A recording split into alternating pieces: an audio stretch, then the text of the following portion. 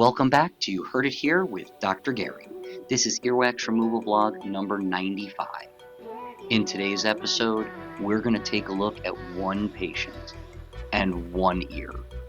It's a pretty long video for one patient, one ear, but this patient's ear was extremely impacted. As you can see when we look down the ear canal, we cannot see the eardrum at all. It is completely hidden behind this gooey impacted wax. The patient came in reporting that they really couldn't hear on this side and that their ear felt like it was stuffed full. Well, that's because it is.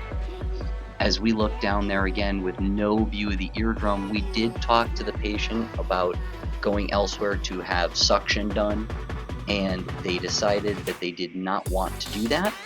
They said they had had suction done years ago and really did not enjoy the experience. They didn't want to get too much into it, but we did proceed with the wax removal after educating them that microsuction would be a viable solution for them for this type of earwax.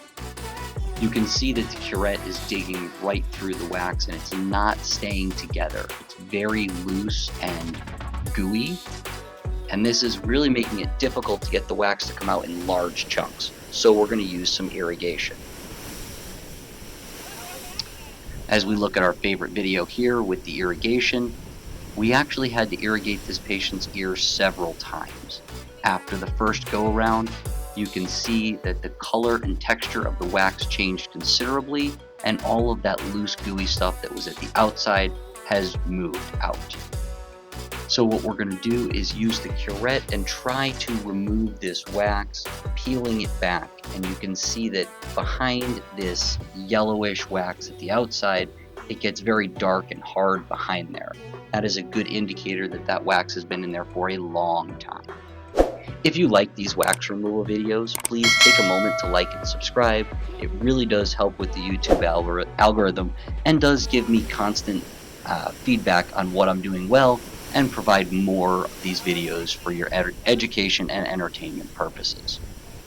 Alright, again, this is the second irrigation. Normally we don't have to irrigate more than once, if at all.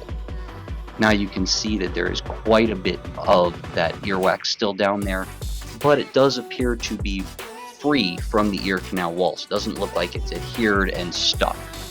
As we pull that down, we can see the top portion of the eardrum.